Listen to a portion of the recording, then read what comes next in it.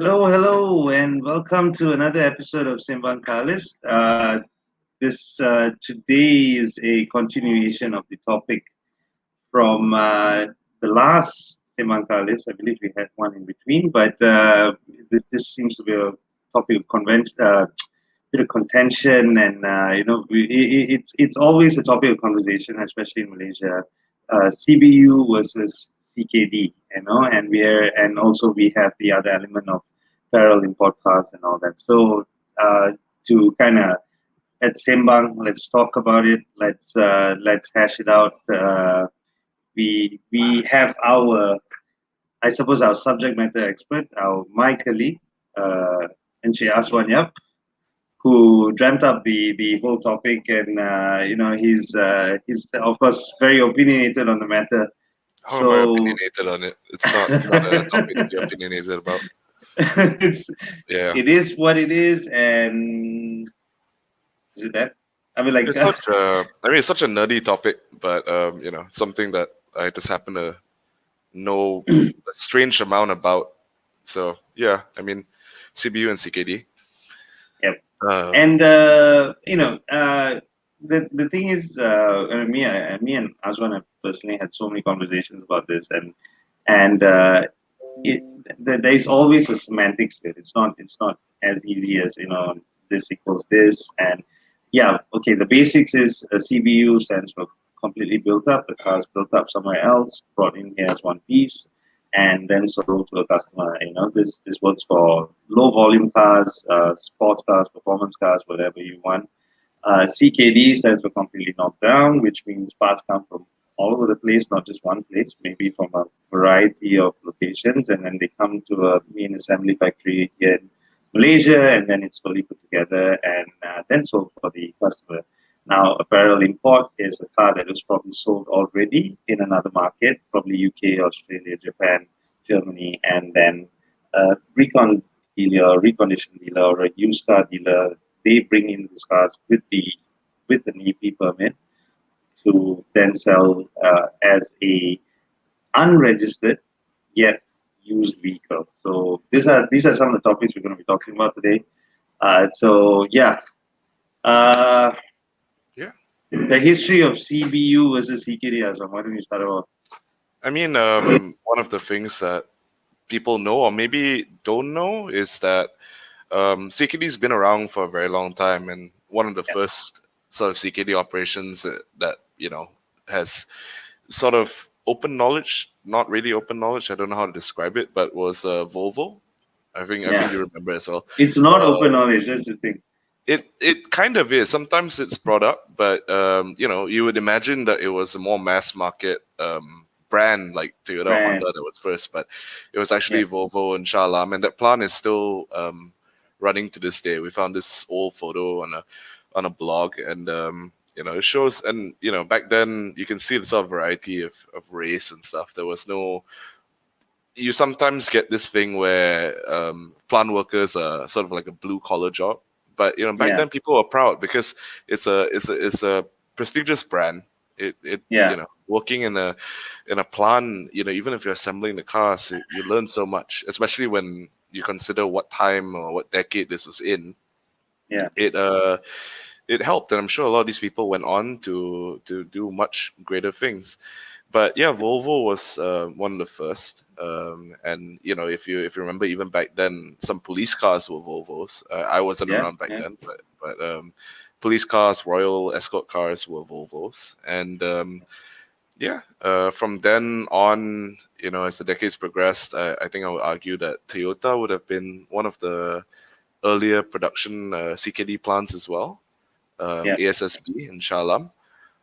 They've been around for a very long time as well. I'm not sure when exactly they came in. Would it have been of the K70, or I think it would have been around then, or maybe possibly even Maybe. the K30. I think Uh, easily more than 30 years, maybe going even past 40 years.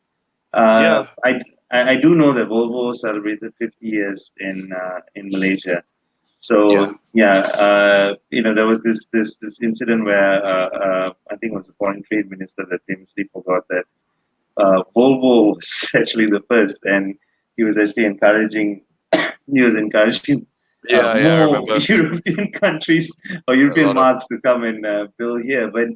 But yeah, I mean, Volvo was the first. There was Toyota was probably one of the earliest, and then we had sort of contract manufacturers like Yes, that's what Oriental Assemblers and all that. You know that Intercom. Intercom, yeah, and those range from like I think Honda, Mercedes, and all that, and most of those. I mean, we're talking about Honda, Toyota, uh, BMW, Mercedes, Volvo. They all have a local presence now, and they have the integration with their principals in whichever Correct. their home country is, and so it's a full fledged CKD operation. So and I think if I'm not mistaken, there was 21 companies that actually assemble Yeah. locally. I So mean, I might be wrong there, but I think that's the number. So yeah, contract manufacturing is also an interesting topic if you want to look at it. We know Intercom signed Derby to do stuff for Volkswagen, BMW, a couple other yeah, brands as well, right?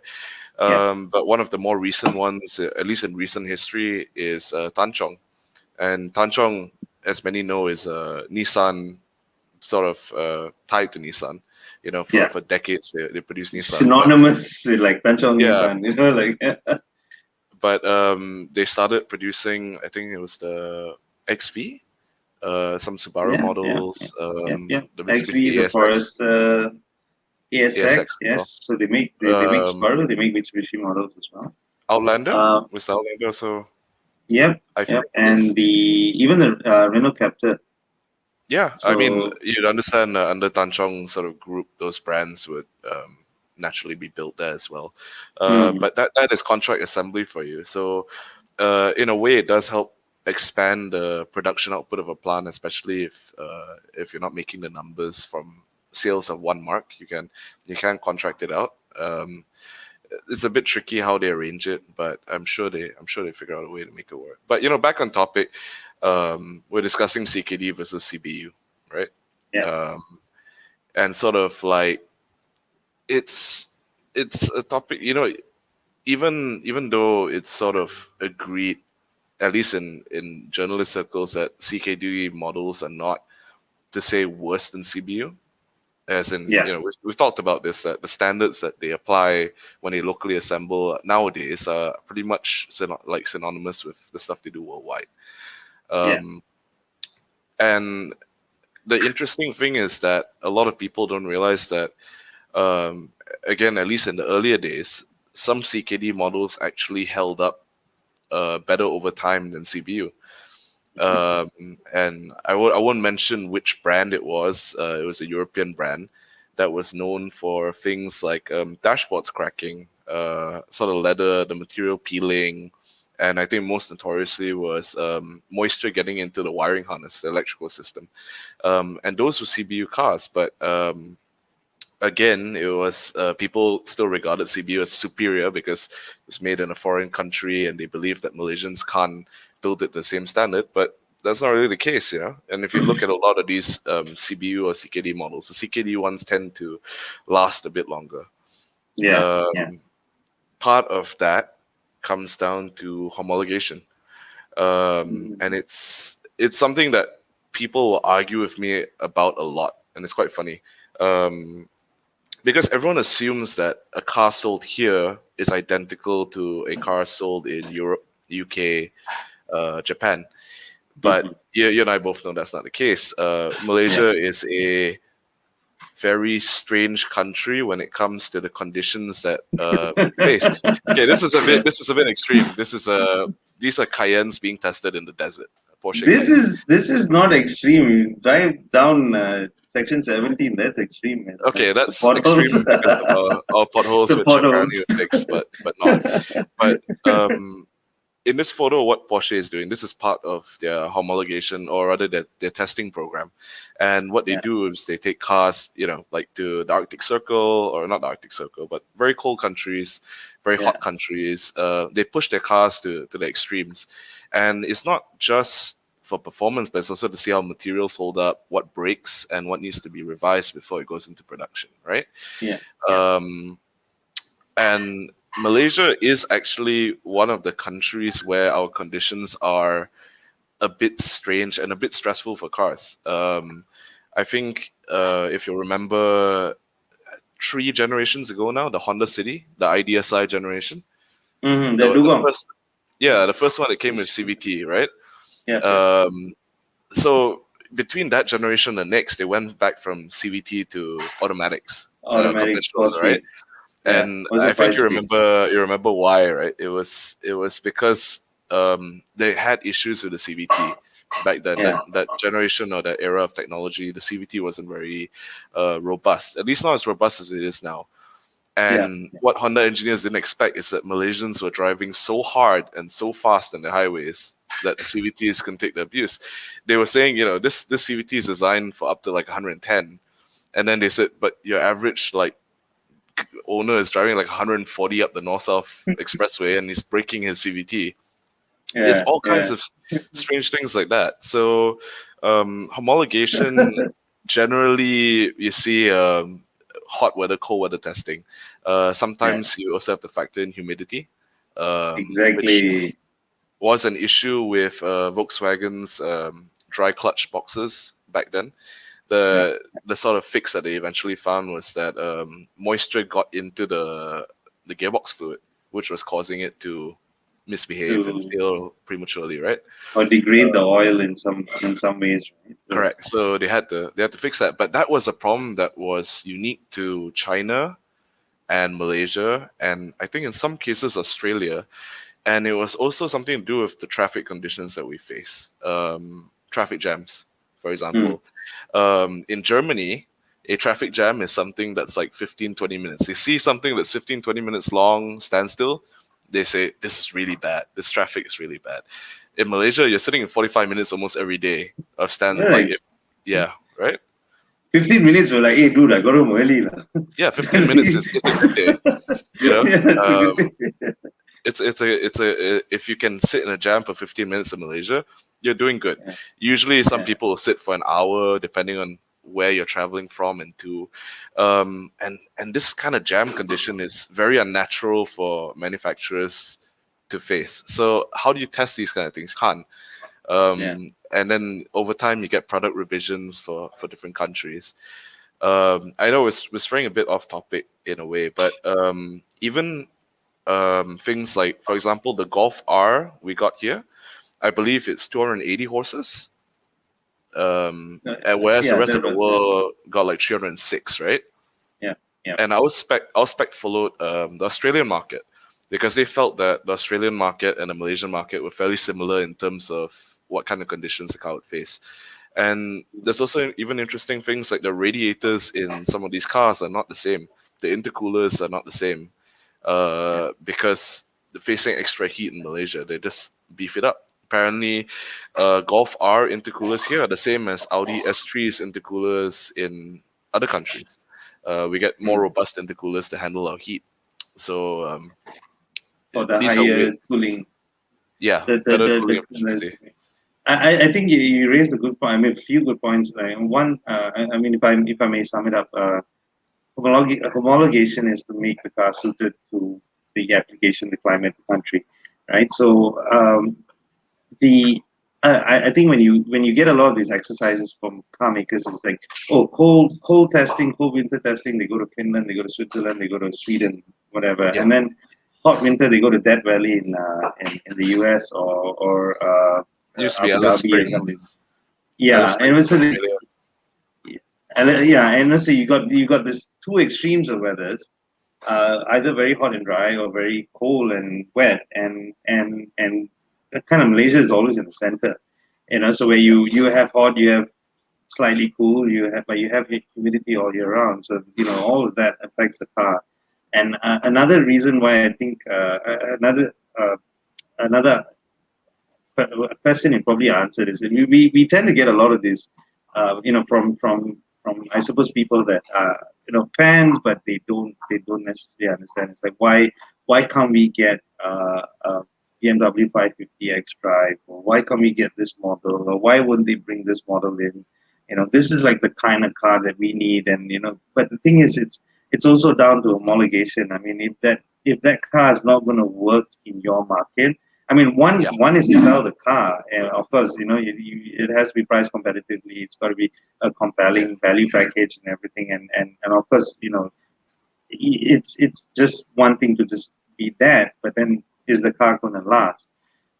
And if I draw forward, I remember when the fourth generation city, if I'm not mistaken, was brought in, and all the media was like, "Why did you go back to a CBT? Why? Because we went from a CBT to a automatic. conventional auto. Why are you going back to CBT?" And like, so and Honda tried so hard to say like, "No, we got it. We understood it the first time." And we've made a lot of changes. It is a totally different gearbox, and we're confident that it lasts. Yeah, And it was still it was still met with disbelief, and that this is not going to last. It doesn't take our climate well. Similar to the double clutch gearboxes from Volkswagen and all that, they were amazing in their own right. They're amazing, but they just don't kind of in the infancy of the technology, it didn't quite work here. And then when they went to the hybrid, Jazz and City hybrids, so yeah, VCT again, and then they were like, "Oh, dude, you're going from a CVT now to a double clutch gearbox, especially in a hybrid vehicle. I mean, are you going to really just going to work?" And again, Honda were there saying that, "Hey, we've done 7,000 worth of testing here. We tested in traffics and upventing and everything. The car's fine and all that." So that's yeah, homologation for you. It's a very tough, it's a tough question to ask, and yeah, yeah, but it's also the reason why certain cars work so well here. It's because they yeah, tested it. They made it work. So yeah. yeah. I So mean, to put it up and to sort of sum it up, it's just making sure the car works here. That's all. yeah. And it can be a So very expensive endeavor. exactly. To ensure that the car lives up to its name, lives up to the brand. If it's a Toyota, if it breaks down, does it make sense? Does it, right? So this answers some questions like why we don't get certain cars here. Yeah, So, which brings me to the next topic. Um, what about parallel imports? So, let's say we're talking about a BMW 320 diesel, or a 330i. So, we get those cars sold by BMW Malaysia to us, and we also can maybe go to importers that bring it in. Of course, these cars are used in another country, let's say UK and Japan or Germany for the discussion's well, sake, yeah, and then UK, Japan. yeah, most commonly UK and Japan. So they bring these cars in, and they've maybe been used for a year or two. I mean, the turnover in European countries is much higher. So they bring these cars in now. It's still identical in terms of what you're getting. It's still a 330i. The engine's more or less the same, and of course maybe power differences and all that. But now you have a car that is maybe 2 years old, unregistered. You can still have your dream number plate, whatever, as Yeah, well as a new car. You can still get financing, you can still get good loans and all that. So why would yeah. people? Why do you find that this is people still gravitate to parallel imports? Of course, the price is it's lower than if you were to buy from BMW Malaysia. But True. what are the pros and cons of this? Can you fill us in Okay. on this? All right. I think when it comes to parallel imports, there are a few things you need to understand. The first is that, as we've mentioned a couple of times already, um, official distributors here can't bring in every car. You want a 550 XT, you're not going to get it. They're Yeah. just going to flat out say no. Even if you put money down and you beg them, they're just going to say we can't warranty it. We can't guarantee that it's going to work, right? Yeah. So that's one of your only options is parallel import. You want a strange French car that they don't sell here. You also need to import it via parallel channels. And parallel Honda import, S660. yeah, Honda S660. They're not going to bring it Perfect. officially, They're right? not going to bring it in, but it's such an amazing car. But so there are certain cases where your only option is a grey import car. But in many cases, okay, we've pulled up a photo of a Q5, and I'll explain why I picked an Audi to sort of We describe can get parallel. this guy here. Yeah, We can, this is an older Q5, right? but this Audi is actually a sort of interesting conundrum because when Audi launched the Q5, it was a huge hit here. Official Yeah. import. It was massive. But the problem was the AP supply was very, very slow. And APs, as Oh, you know, how you import cars, right? yeah. So whether you want a CBU or CKD, everything has an AP. It's basically approval permit, weird name. But in order to bring in a car, you need an AP. And if you don't have an AP, if your AP supplier can't give you enough APs, you don't get to bring it in. Mm, So if people wanted a Q5 from Audi, Euromobile back then, yeah. Yeah. you have to wait a year to get your car. People are complaining about waiting 3 months for an X50. You have to wait 1 year to get a I remember Q5. this. Yes. Yes. Yeah, Yes. it was a thing, and some people argue that's the reason why Audi struggled to have sales here, because their products were fantastic, and back then their pricing was actually quite competitive, but Quite competitive. Yeah. you couldn't get the car. Yeah. So what happened was the grey import parallel dealers were saying, "Hey, we can capitalize on this. We have APs. We'll just bring them in. We'll bring in right-hand drive models," and they knew people were so desperate for Q5s and other Audi models. You could buy a Q5 for with a weaker spec than the locally offered model, as in you got less equipment Mm. and you Mm-hmm. got your MMI in Japanese or whatever, and God knows what radio system you pick up or radio channels you could pick up. Yeah. They would sell those for more money than a new Q5 here. They were taking Yeah. advantage of the fact that Audi just couldn't keep up with demand and saying, "Well, we'll fill it in. If people are Mm. so desperate to have Q5, we'll bring them in, give you an inferior product, and you're on your way. We'll make money off you." So that was a very interesting scenario, and now it's not so much the case. But if you want an Audi RS model, good luck. You got to go through a gray import dealer. The Yeah. other very common thing that you see is the Velfire and Alphard. You Oh see yeah. Yeah. it's a The king. The hugely king. popular. Yeah, it's a hugely popular gray import car, and Toyota obviously offers it officially. They even have all the way up to the Lexus variant, which is insanely cool. The two seater. Mm-hmm. But The the gray import jet. Velfires are massively popular. It's just it's a status symbol. It's you can bring your whole family with you. You show up at your reunion dinner in a Velfire. Your family knows you've made it. Your uncle's not gonna ask you, when are you gonna buy whatever. It's it's one of those You things got it that lah. You it got it became lah. You're done. yeah became a meme. Became one of those topical sort of things that you've got a Velfire. Again, it was a demand thing. Like Toyota didn't want to bring them in back then because at times Toyota Japan can be a bit or Toyota Motor Corporation, which is the principal for Toyota back in Japan, they can be a bit pessimistic with how things will do. Mm. So naturally, if UNW Toyota said we want to bring this in, they'll be like, how many can you sell, right? Yeah. So end of the day, it turned out it was actually a good idea, and Toyota eventually did bring it in officially. But for many years, this was a very popular gray import car, and it still is today. Yeah. Obviously, they're cheaper because when they're brought in via parallel channels, they're used vehicles, and um, but now we move on. Let's move on to the cons of a parallel import.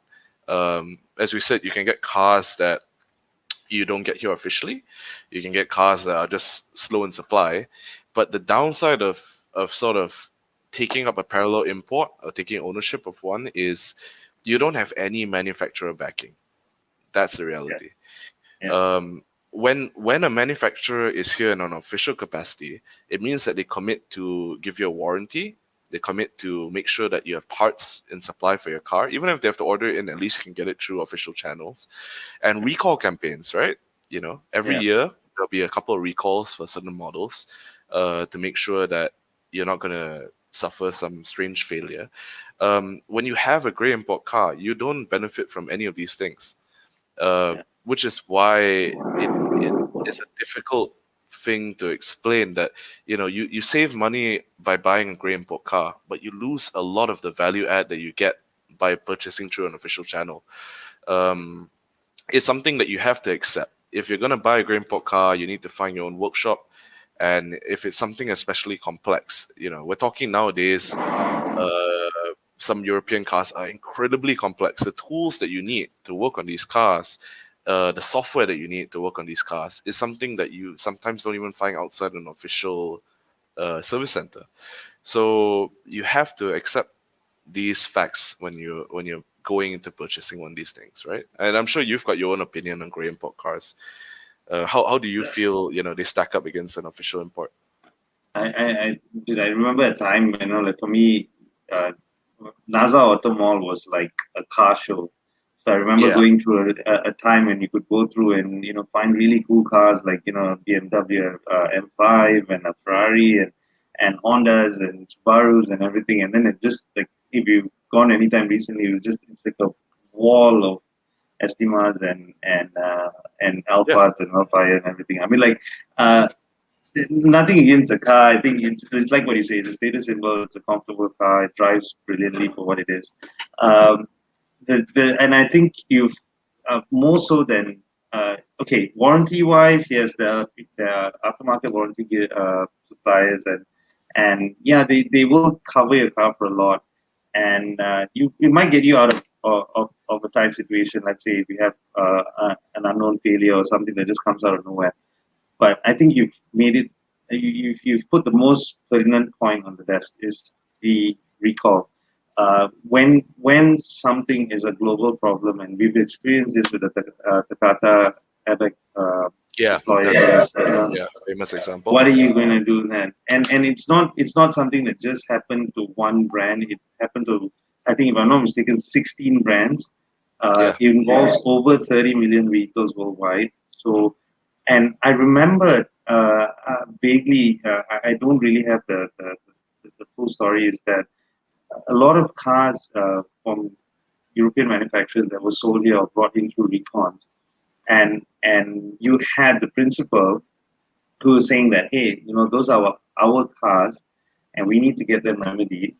Telling maybe let's say like Mercedes Benz or BMW or Audi Malaysia or whatever, and they're telling them you need to sort out the recall, and then and they were like, what do you expect me to do? I didn't sell this car. I don't Yeah, know this car. I don't know the VIN number of this car. I correct. don't know if it's a different part that I need to be ordering for it. I don't know where it came from.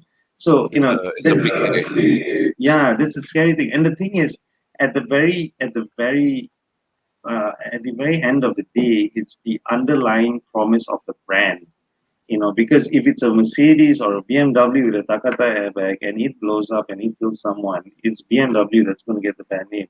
So it's one thing to get a car cheap, and of course maybe you can sort of make it through with the aftermarket warranties and good maintenance and everything, and the car should work fine. How many Toyota Velfires do you know that have Yeah, all sorts of there's no issues? catastrophic failure. Yeah, but it comes down to a recall.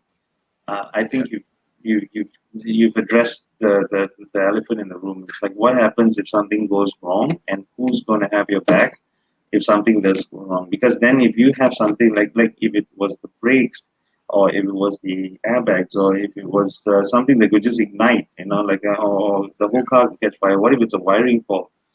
So are yeah. you going to be brave to drive your beautiful prestigious car, but knowing at the back of your head that it could catch fire anytime? I So mean, I wouldn't put it on gray import dealers. At the end of the day, they are providing a service, and yeah, people, customers have to understand these are sort of the things that come with the territory. yeah, The good thing is, as you've mentioned, a lot of local distributors will grudgingly sometimes allow gray import cars to come in for a recall fix.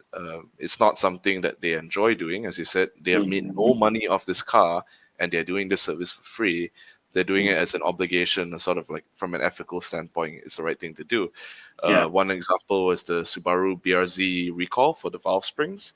mm-hmm, mm-hmm, You can remember some of our friends brought their gray import cars in to yeah, to get it fixed. And they said, we'll honor it, no questions asked, just come in and get it done. yeah, yeah. Um, So good so on them, and yeah, of course they didn't have to do it. Honestly, they could have said, you're on your own. You've chosen to go down this route. You're completely on your own. So yeah, it does vary sometimes, and you're right. When it comes to safety equipment, it's not something you really want to gamble You on. don't want to gamble with, yeah. I mean, nothing against the recon dealers and all that. I mean, more often than not, they're going to give you a very, very good car at a very compelling price, well spec. In certain cases, like you mentioned, it might be better spec than what we can get here.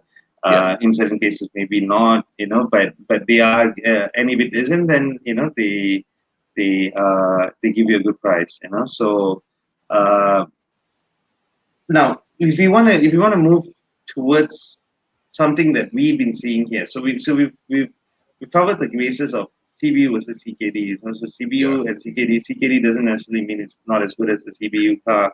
right. Parallel imports come from another market. There are other pros, there are other cons. But what about the I suppose something that always seems to be a topic of contention. We mentioned this at the start. What about cars that are being made here by local suppliers that or local car makers, but of course they have parts and everything coming from other countries and all that. So case in point is something like the Proton X70 or the Proto Artiva. Now we know it's not that simple. It's not just Yeah, simply I take your part, I pasang here, I jual dekat kamu. It's not that same. It's not the same thing. It is. yeah. It's a cooperation. It's a partnership that in the case of Proto they have with Daihatsu, and in the case of Proton they have with Geely. So how is this sort of any different from what we are used to with maybe the other brands in terms of the CBU and CKD? I mean, I'd argue that when it comes to cars like the Ativa and the X70, yes, it's a bit of a gray area as to whether you consider them locally manufactured or you consider them CKD because of the amount of content that you face. Uh, Even honestly, even locally manufactured cars will have some percentage of content that they have to import because we just don't have Yeah, the specialty or expertise here, right? yeah, And Lativa, I would regard as something that's sort of like that middle ground that you mentioned. mhm, Purdue invested a lot. You can see in this article here, they've put 1.2 billion ringgit into yeah, developing it and setting up their lines to assemble it here. And part of the reason that they've done this is also because they're probably doing the assembly for the other brands that also sell their version of the Ativa, right? Like the Hatsu. yeah, mhm, For other markets in the region. And, that's also one of Proton's goals. Proton setting up here, I mean, Geely setting up here was to get a sort of entry into the ASEAN market. It's, right hand drive, it's not something they produce in China, right? yeah, yeah. Um, But so, where have, Proton have the expertise, they've yeah, only made right hand drive cars, so it's yeah. something that they both can leverage off. So over time, you're going to see these plants focusing on export as well, or growing to export their cars to other markets. You already see that with cars like the Myvi. It is Yeah, exported to other markets in ASEAN. You see that with some of Peru's other models, and it won't be, of course, in some cases they're listed as a Daihatsu in Indonesia, for example, like mm. is it the Ega, which is the Axia, basically. uh, is it Ega or Ayla? I think, Ayla, I think Ayla is, yeah, it's a different model, yeah, but AYLA or Aiga. Yeah, there's the Aiga as well. There's the Ayla. There yeah, is the similar one as the Alza there. yeah, Yeah, and the one is that's the same as the ones I keep forgetting the names. the Kijang. But Yeah, but it's called something else. I know it's sort of like they are, and this is actually something that we're coming to the end of this topic, but this is something that I feel manufacturers here and should focus on when it comes to assembly and when it comes to sales, and even we talk about TIV in Malaysia, we're past 600,000 cars annually, right, sold around there, with the exception of 2020 That where we dipped. yeah, it's probably sort of cruising to that sort of 580, 600. Correct. The reality is we are a small market.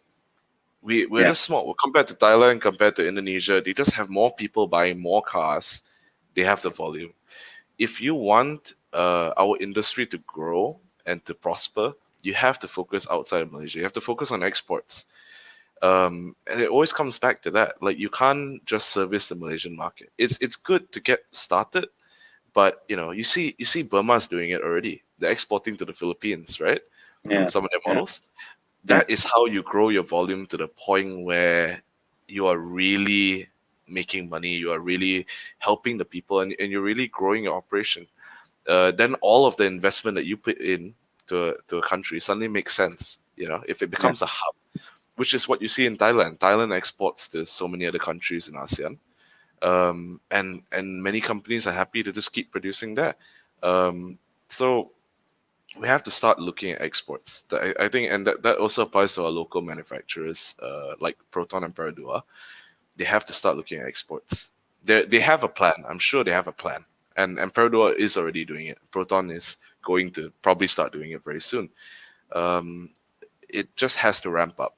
In yeah, the 80s and the 90s, Proton exported to the UK. They exported to a couple different markets, even had left-hand drive variants, and that fell apart as we went into like the new millennium, and maybe it'll come back now. yeah, yeah. I mean, I think if you look to our closest neighbors, Thailand, Indonesia, none of them have a national car. And while we might, it's a Malaysian thing to be cynical sometimes and all that, and not believe in our own capacity. I mean, at least we have that. We have Proton and Perdua. I mean, while they might share components, or they might have tech know-how that is shared with other companies, at least we have Proton and Perdua. And the reason why they spent more than $1 billion is not because they're looking just to our market. They're looking, like you say, to expand, because that's the next frontier. So, like Purdue has gone through two, three different transformation phases, and like they've gone from a car that just was literally assembling other people's cars to actually Yeah, improving quality, then designing, building their own vehicles, or improving on other other products. And now, with the Ativa, it's sort of, they are now working hand in hand with Cordova. Yes, of course, the design, the platform comes from the Atsu, but it's a combined effort to create what we now call the Ativa. So I think there's a certain sense of pride that needs to be there. And if you're prideful about your country, you should be prideful that we at least have the Ativa that we can sell in other yeah, countries. Because like, maybe not, it doesn't have to be big markets like Thailand and Indonesia, but maybe the Fiji Islands, maybe Papua New Guinea, maybe Malta. I mean, like, hey, as long as our brand is being exported to other countries, that's a good thing. yeah. And it's pretty much the same with Proton, I suppose. So, Yeah, I mean, perhaps to finish this off, I would say that one of the success stories you can look at is Hyundai and Kia. You know, yeah, they started around the same time as Proton, perhaps yeah, even a bit later, depending on how you want to look at it. And they started the same way. They were rebadging cars, and license rebadging, and their reputation wasn't great. And yeah, it was that way for many many decades. But they worked on their quality. They didn't stop exporting. They said, look, doesn't matter what people think of us, we just want to maintain our brand presence. And they went from a company that was the joke, or the or cheap the butt of jokes, jokes, and the butt of yeah, jokes, right? And now look yeah, at look at them now. They are huge companies, and they win so many awards in so many countries. It helps that of course, they pick designers from Audi, from BMW, yeah, uh, but that is just the sort of cherry on top. It's their journey where they didn't give up, and they said, selling in Korea is good, and it's not just good enough. We have to be yeah, global, and they yeah, didn't stop. And they so it's not impossible. I would argue it's harder to do it now because of how markets are saturated, and stuff like emission standards and stuff like crash safety. It's harder to do it now. It's harder to make a car successful in other markets, yeah, but it's not impossible. And yeah, yeah, let's hope that Proton gets their volume up overseas, and Peradua does the same, and that's where the real money is, and that's yeah. where we'll really see growth. And that's where the sense of pride is. It's Yeah, our brand being exported elsewhere. I mean, you think about Hyundai going from the Hyundai Accent to the Hyundai Palisade, the Kia Rio to the Kia Stinger. I mean, like, if they only looked internally, and they could have, they had every reason to call it their own national cars, but they looked outward. So, but they did that with a sense of pride of wanting to share their technology and everything and their know-how and their cars with the outside world, or at least outside of Korea, So, and Yeah. they did, they started off, it was rough.